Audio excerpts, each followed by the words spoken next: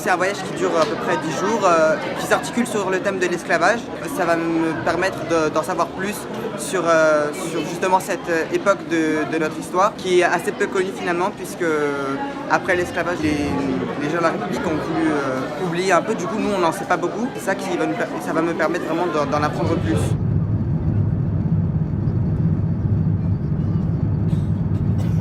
Pour moi, la Guadeloupe, c'était une région de la France. C'était une région tropicale dans les Caraïbes.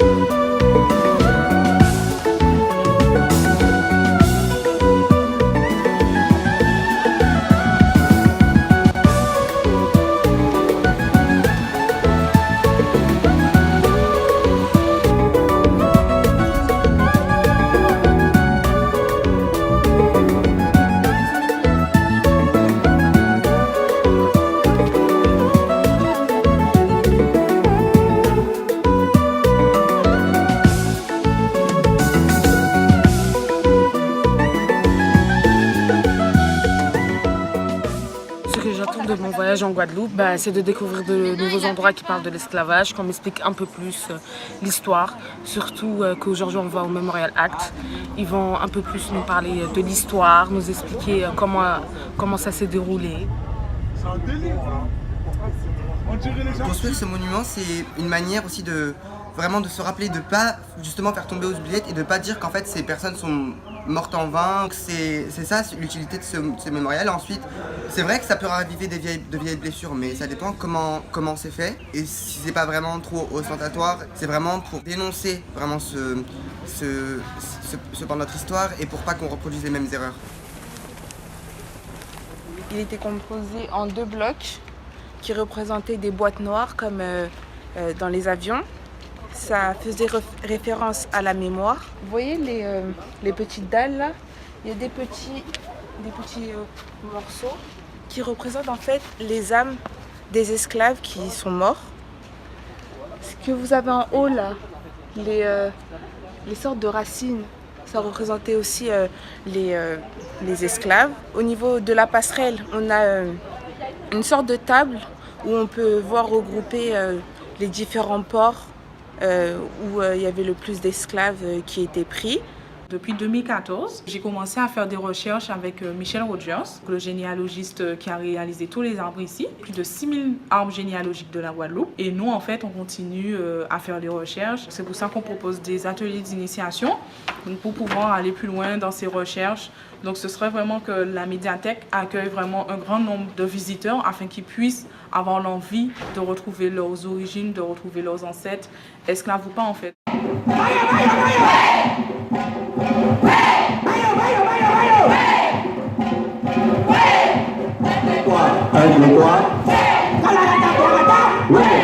Pour nos ancêtres, blancs comme noirs, il y a 2 façons de rentrer dans la ville. Il y a les gens qui viennent d'Europe, qui viennent en bateau, et ils viennent par la mer, de l'autre côté. Ce sont des gens qui font du commerce. On va voir qui sont ces petits blancs. Et puis, il y a une autre façon d'entrer dans la ville, qui est beaucoup moins facile, que j'appelle la porte étroite. Et la porte étroite, vous l'avez ici. La personne qui rentre ici, elle espère pour ses enfants un avenir meilleur. Donc elle attaque le Morne, c'est une colline. Et on va voir que les gens mettent leur maison comme ils peuvent sur la pente.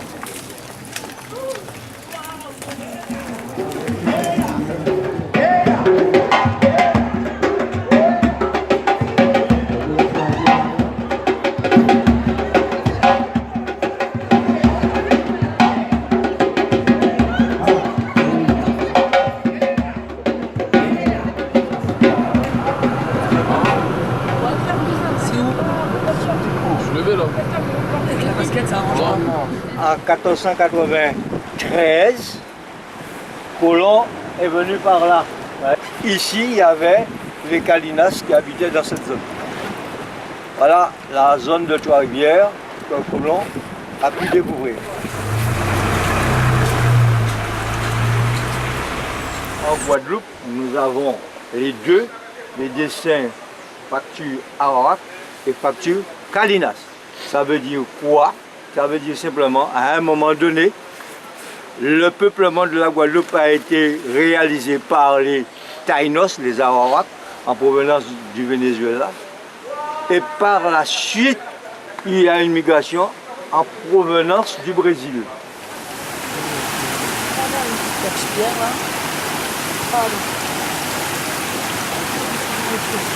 C'est lors des cérémonies particulières chez les Calinas qu'on avait un tel accoutrement. Donc ce dessin est, comme je vous ai expliqué pour le dessin de l'homme d'égalé, attribué à la nation Calinas.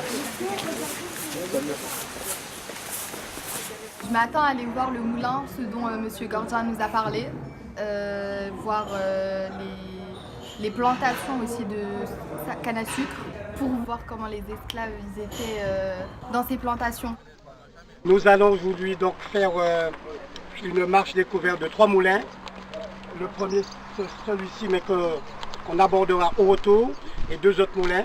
Ce sont les vestiges les plus importants et les plus visibles de l'histoire de la Guadeloupe, de l'histoire de la création de notre société, l'histoire donc de l'esclavage. Nous sommes sur l'habitation qu'on appelle l'habitation sans fenêtre, que c'est le premier propriétaire, c'est un sieur Budan. Mais on n'a pas trouvé de traces vraiment concernant le propriétaire de cette habitation. On est uniquement sur le moulin avant, petite structure, il y avait quand même 137 esclaves. Les moulins, on les voit beaucoup au loin, les moulins. Ils sont toujours en hauteur. Les pannes. Et dans la configuration, quand on arrive aussi, on cherche la maison du maître. La maison du maître est encore plus élevée et toujours dans la direction des Alivés.